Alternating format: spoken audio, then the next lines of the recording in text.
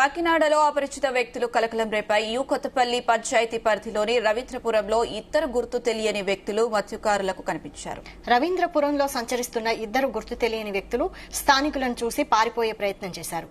వారు ఒక ఇంటిలోకి వెళ్లి బాత్రూంలో తలదాచుకున్నారు. గ్రామస్తులు భయభ్రాంతులకు గురై చుట్టుపక్కల ప్రజలను పిలిచి వారిని పట్టుకునేందుకు ప్రయత్నం చేశారు. గ్రామస్తులను చూసి పరారవుతుండగా ఓ వ్యక్తిని పట్టుకున్నారు.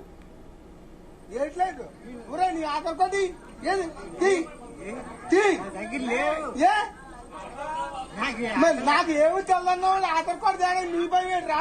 ఆధార్ కార్డు నాకు లేనే లేదు. మరి లేకపోతే నువ్వు ఎవడరా? నువ్వు పాకిస్తాన్ తీవ్రవాద తెచ్చేవాడు నీకు మామూలుగా ఉండదు, కంగారు పడుతుంది. ఆధార్ కార్డు లేకపోవడమేరా నీకు? ఎందుకు లేదురా? నా కూతురు నువ్వు అబద్ధమే చెప్తాను. నీ మొఖం చూస్తా నాకు. ఎక్కడి నుంచి వచ్చావు, ఎందుకు వచ్చావని గ్రామస్తులు అడక్క పొంతనలేని సమాధానం చెప్పడంతో కొత్తపల్లి పోలీసులకు సమాచారం అందించారు. ఆ వ్యక్తిని అదుపులోకి తీసుకుని స్టేషన్ కు తీసుకువెళ్లారు. భారత్ పాక్ మధ్య ఉద్రిక్తతల నేపథ్యంలో పాకిస్తాన్ కు చెందిన గూఢాచారులుగా అనుమానిస్తున్నారు. నువ్వు అబద్ధం చెప్తున్నావు. ఇక్కడ ఏడ్లేదు నీ ఆధార్ కార్డు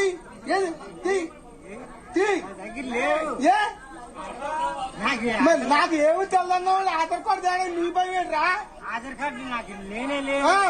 మరి లేకపోతే నువ్వు ఎవడరా? నువ్వు పాకిస్తాన్ తీవ్రవాద తెచ్చేవాడు నీకు మామూలుగా ఉండదు, కంగారు పడుతుంది.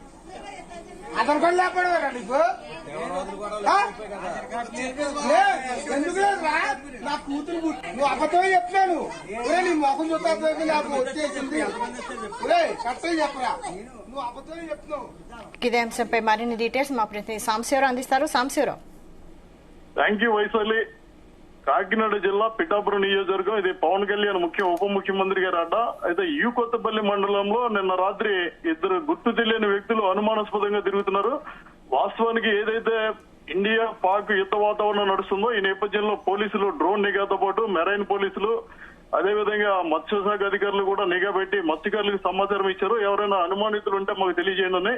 ఈ నేపథ్యంలో రాత్రి వేళ ఇద్దరు వ్యక్తులు అనుమానాస్పదంగా తిరగడం, వాళ్ళు తెలుగు కూడా సరిగ్గా మాట్లాడలేదు, ఇతర భాషలు మాట్లాడుతున్నారు.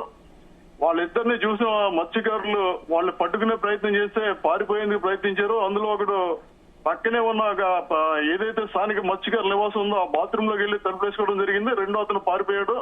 ఆ బాత్రూమ్ లో అతను పట్టుకుని వివరాలు అడిగితే ఒకసారి కర్నూలు అని, ఒకసారి అనంతపురం అని పొంతన లేని సమాధానాలు చెప్పడంతో వాళ్ళకి అనుమానం వచ్చింది. పైగా వాళ్ళు కూడా స్థానికులు కాదు, మన రాష్ట్రానికి చెందిన వాళ్ళు కాదు అన్నట్టుగా వాళ్ళ వేషధారణ గానీ లేదా వాళ్ళు వేసుకున్న డ్రెస్ బట్టి గుర్తించి ఇమీడియట్లీ వాళ్ళు కొత్తపల్లి పోలీసులకు సమాచారం ఇచ్చారు. కొత్తపల్లి పోలీసులు వాళ్ళు తీసుకెళ్లడం జరిగింది. ఒకడు మాత్రమే దొరికాడు. ఇప్పటికీ పోలీసులు అతను విచారిస్తున్నారు. ఏమైంది, అతను ఎక్కడికి చెందినవాడు అన్న విషయం కూడా చెప్పట్లేదు. పోలీసులను అడిగితే అతను రాత్రి తీసుకొచ్చిన మాట వాస్తవం అంటున్నారు తప్ప అతను ఎలాంటి ఆధారాలు చెప్పాడు అన్న విషయం చెప్పడం లేదు. పక్కన జిల్లా ఎస్పీ గట్టి నిఘా పెట్టమన్నారు. అనుమానితుడు దొరికాడు. అతను ఎక్కడికి చెందినవాడు, అతను ఏదైనా ఇతర దేశానికి చెందినవాడా లేదా ఏదైనా కారణం చేత వచ్చి అన్న విషయాలు కూడా తెలియాల్సి ఉంది.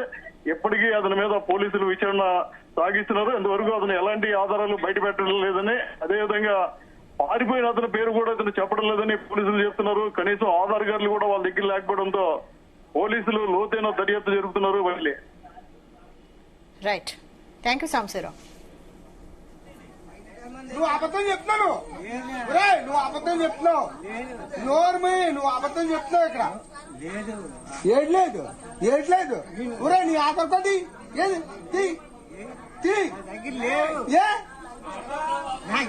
నాకు ఏమి తెల్లన్నా ఆధార్ కార్డు తేడా నీ భయమేట్రా? ఆధార్ కార్డు నాకు లేనే లేదు. మరి లేకపోతే నువ్వు ఎవడరా? నువ్వు పాకిస్తాన్ తీవ్రవాద తెచ్చేవాడు నీకు మామూలుగా ఉండదు, కంగారు పడుతుంది. ఆధార్ కార్డు లేకపోవడం